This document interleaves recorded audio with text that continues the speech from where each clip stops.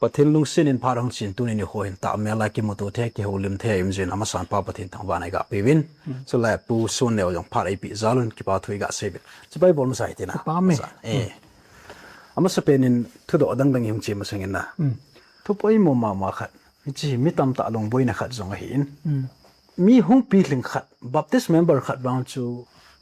athi zo ting la vangam alut lo ding chu adam like ki he ta ga kitile chun pathin lo ma ki lo wa lang pi khat chu ni che het thei chu lang pi khat chu ki lang ai ta na symptom leng do ta chu ai le tu ne ka do nom hi Chapang Naosen baptisma chang lo lai ai wa nga chu la mi him thi pha chu ko man sei the lo thi jing tam ta ki me chu lai ho nam sunga yong mi masalang ho chun cha masa hi an ha la so ben education chalam pai tin jo sei ben na a chita banga hi akum ling lawa Chapang mol lim nang tam ta ki men hi cho hi thi ting la la ga wi su cha de na ti chu tu ni question ka pi lo mai okay hi chi example la ka ga la nom kha chu tu ma sang chun aizola mizoram a kon in pathin tu sei min thang khanen khat ve hi ka thi in ka thi sunga hin ka la ga wa na kalin vana pa na chun ka ve na hi le now sen khat hi made la chu a pe in a ke sign a kap men ka ga chi in ipida nang hirai na ka ham boy ke tela kanu ka pa pathin to ke nai lo ja ke tu ne chlai muna ka hetin a sein ichi evangelist pastor sei chi ga gela la lo ma ki lom ki so ata a hem hi chu chum koi tap te na koi ma ka tai mo di poi ichi ta bang chu thu sim za di ki za hin so today mi tam ta hin kum hling lawa baptist achan masanga thi tam ta inam sung ba jang ome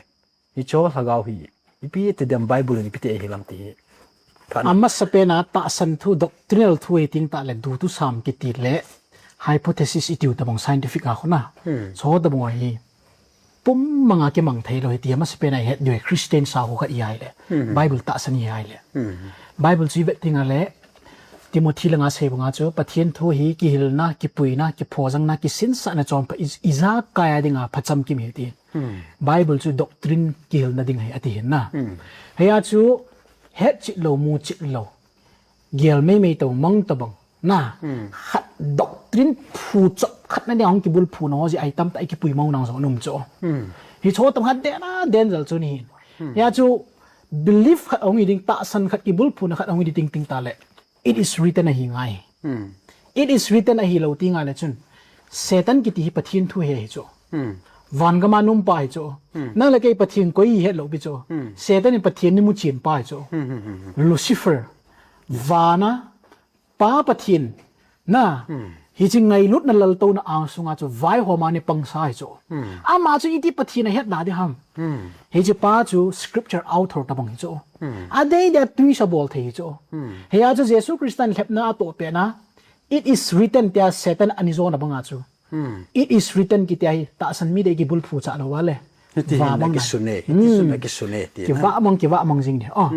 he a chu nan do chu thoi ta le Christian a dinga question lin pen kha jong ing chu tu lai chita bang he emi la jong ado ji het nai lo ham ka ti ai le ki gin ngai lo in jong ka gin cha lo be ben nong cho chu nan dang do in na thil pat ta hi choi do dinga lom chong da hi ta bang thu do bola answer ila wa pathin tu se yong ka he be nai po het kha be se lo he ken do a phai opportunity hin na ya chu mang thu khat sei ta banga adi ham ata ham ata ai lom pyot wai khil sa ma chu Bible thu ta chu ka sei chu bang khan hen ka thin wa na ka kalin ti loi men bang khan na se le a thi ho chu wa na chi nai po ve ti loi men thi khol khola na lai he ti loi aza zat ki hil na het thulam le ta men ya chu I cho ta bang thu chong hi ting ta le Bible bo sha chi ngai hin na yes Bible bo sha I chi ngai lo wai le mim jin de ki sei thei cho ai lom yong sei ding tam chu ai o sa na sat guru ho lo ho ta philosophy thu dan kom dan ko na za sei o ing cho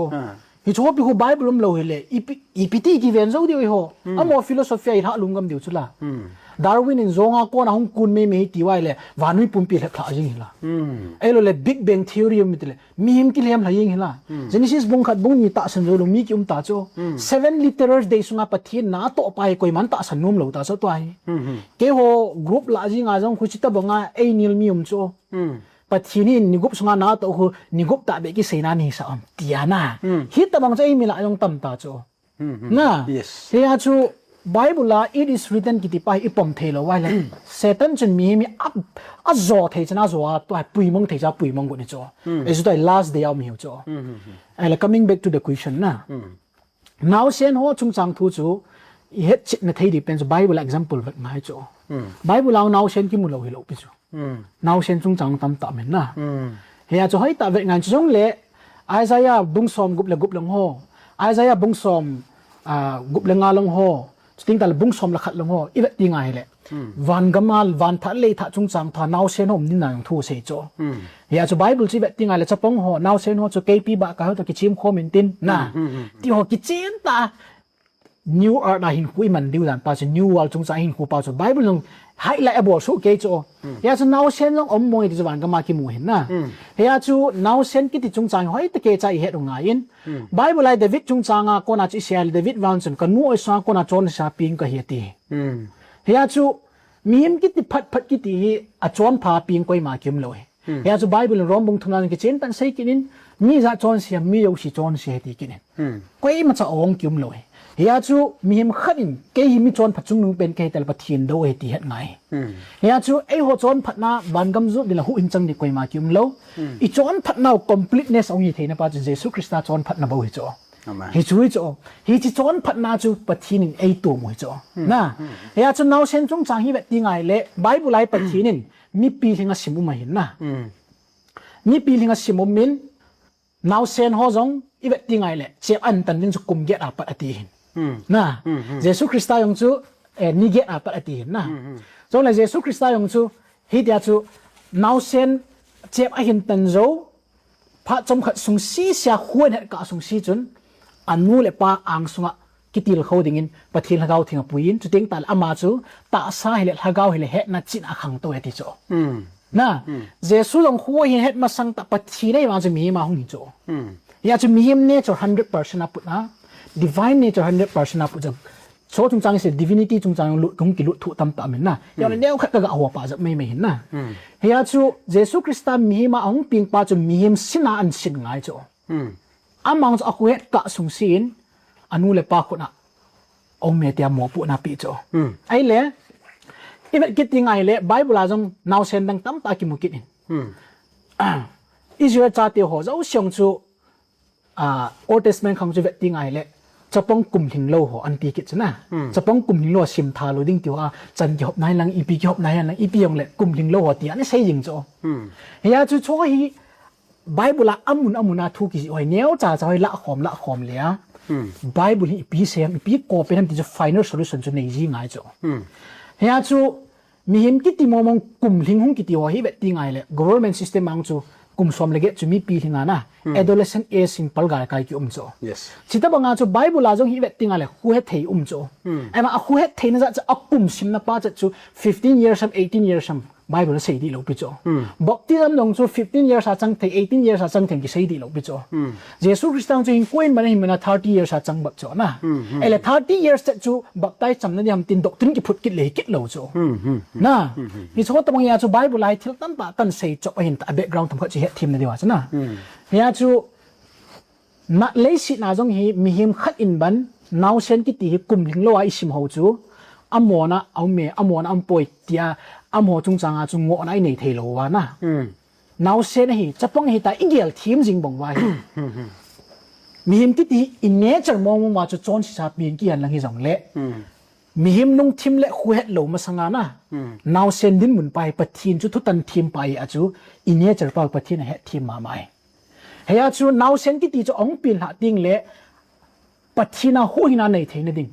ปะทีละเขาทิ้งปีนในเทนนี่อปอยโมเจเละอีตาบงหินคุยหินตูดิ่งป้าจะใส่เทโลหินนั่นลำจะอาจูปะทีน่าเช่นจะหูหินากัดดอกดิ่งหินปุยสาวจูฮิจิน่าเช่นหูหินาหินกัดดอกว่าปะกายงหินหลานดอกกิปะอาจูฮิจิน่าเช่นจูจอนเสียนลังน่าจอนสิซาปิงยงเลยปะทีละเขาทิ้งอาจูบอกที่จำจังตาบงหิตาจูฮิจิน่าเช่นจูถ้าเขาทิ้งบอกที่จำจังตับไงตาอินเฮียจะปะทินอามาจะจอนสิเนื้อสิ่งไงดมาสมุเอลบังอาจูปะทินังสวากิลหันดอกบังอาจูปะทินมันจะดิ่งเลยปะทินได้แต่มีอาหงคืนนิ่งเทียนจะปะทินังกิลหันดอกตาจูเฮียจะเก็บปะน่าจะอาคุยเทียนะ alung thim alunggel alagaw hin koyo si anu apain ain sin sa aliti na chu heya chu lai muna final conclusion ka bol nom chu nang chu Naosen nu lapa ni ai tabang ku na mana pa kai ging jing mi nei na job ho bang no a ho banga in sung mai cham si mi nei jing nam Abraham banga na chi na muna pun bu sunga pa kai han jing nei na hi chabanga chu in khu na man zo lo a na cha chu hawina kat do in lang nang chun pathin lam bel chon singi chon sin na cha in hu chan ya mang tha thei de na nga denga ai wanga nang jong chu pathin gieng ta in khu na man to pe ai le hi chinau sen chu nang zala pathinin nhiều lại thà gáo à ông bì vào ngã chỗ không khăng tua ama chỗ số chắc là lắm bì một thế thì chỗ chỉ chỗ Bible là con nào conclusion chỉ một đó chỗ hay à chỗ anh thấy chỗ hết team nên cái ta xem na hay à chỗ Naosen cái tí chỗ Naosen dấu希望chỗ số chân những cái tin nôm bồi à bon sao số chân lâu đi không cái tin nôm bồi anh mua pan vàng 90% kinh nghiệm thì chỗ cái gì ok chỉ lại cả chuyện cho Mizoram mà evangelist khác nên là sermon na say thu de on ahong ki sam kai thimin na thilum dan hi ti ta sa apil hin masang sia chu naw bu sunga pa na chon se sa hung ping he ki ti hi je chu ang pin la chom kha jawa ho na naw pui na kin kin ki ti hi baptisma thaleng season khat first season adinga chu baptisma thaleng kin na chỉ chú cho baptism with fire cái na baptism with Holy Spirit cái tí hagao thiên pathinum pina chân thiên cái han rồi cho vậy sao nó ngã cho good cross athipa good chapa cho baptism cham lok pi cho ai wanga we expect he will be in heaven na yes vangam am te te cho ipg ab ma cho vangam am the ai cho Bible in baptism chang lo cho su cho lo re ti ki cho hay cho hi cho đâu si gom sop le hop su na cho a chang the lo ho chang lo ma chang the lo bi ho chance mu the lo da jesu na nga da baptize ani lai cho hi chu cho bi au sina hop chna chi cho ni chita banga chu Naosen chance nei nai lo cho tu ya phum le jun thing thei cho baby baptism chu biblical hi lo cho he chu chita bang doctrine khana mi tam ta khil ya chu tu la Roman Catholic Church a infant baptism bol cho ai want biblical hi lo cho ai chu baptism ong ki ti ting ta le hin sile pa het na he khan thim na pa chun ain pui ngai ta cho hi che pa ma sanga baptism ki ti chu thil hi thei lo cho chi a chu mi pi hing bo a hin na hin ki he na Christa to connection hin ke ho bo baptism chang thei in ti naw chi chong hi cho Naosen lom ta baptism ceremony ga man pi pa chu biblical hi ki lo cho he a chu hi cho ta bang chi incident atu kha ta hi le hlat dam na hu na pa chu pathina inei thina chu hoina kat do pa chu hi cho thu pi pen tu nhà hậu cận độ nào thu pi đàn gì hết nào chứ nào nghe ok chỉ bảo mình pathin thu lung lut lo ho ding awang chu chim mai ten ten hin pathin thu lung lut ho ding awang chu tu ni hi ki ho lim na phat som te ding ka ta sne azi chu chi baptisma chung chang to ai se hina chi hi tam ta hi chapang ho vangam lut lo ding thu pa chu i se hi chi chu i tabang din mon ham ti chu nang man bible adung zun jong nan hil chin na ba na chun enjoy cross chunga hu hinga pa chu baptize chan sa naman phat alam talo chu aji chu ma dinga phat mo mo talo nan hil chin na ho chu phachom ka sai na ki paw me ai chu to long mi chon pha kyum lo chu ai wanga ipi a chon phai ki sim thei ham Christa chon phat na je chui chu jesu na hling lo si chu ei cover pi chu ei cover pi a ei chu nok ta am di hi lo win i phat ne chu i chance nei chan na pakai na sei chu bol kit ngai na hi chu Christian kuman dan kiti chu pakai je meu se ko wal tai kiti ai chu i thal ngale se ti jam ki jai thei kit lo chu gel thu ngai ka sai na sting le chapang hin khu mo su cha pun te ti yong hi guarantee ki pe thelo ye chu enjoy se banga chu sil pha hin het ka dinga chu pathinin vangam alut thena dinga chu mai cha mai thang chu ai tai hi chu i het thim de hin de sil phan he na ku na wang chu hi pakai Jesus Christ ai ke ading ka hu hin pul ka leng pai ti hin ta san thei ting la chun amas acham lowin alungin hin non baptize nei bolung te tante hi chu ma dinga van kon hon ni hi ki na hi chika la ho hi he thim angai ka sai aji chu to idam hi pijai dam ham tele na jong i pi izat se jong la chun akhum khan chu van gam na chin na ding bo mi jo sin itu mu chu chu go le chu go le se na business izat ki bolong le na a chai na mi he min ikinep na sun chu van gam hai bo ya chu lam pi pa he ngai ti he ja chu se ya na ke olim na ya num ka sain ke wa chun tu ni ko he doctrine thu hồi cái suit nôm bé sẽ pon doctrine thu hồi suit tiếng à là hen thì cho adi tas doctrine rằng hello chu doctrine rằng nai sai doctrine lo bible thu chu doctrine thu sẽ tiếng à là hen khát là khát ta san nang ki ba lo ji khát dem ta ki lo ji na ya chu cho thu ka ai chu na ta san thu ki ti nào là boy alo thei lo chu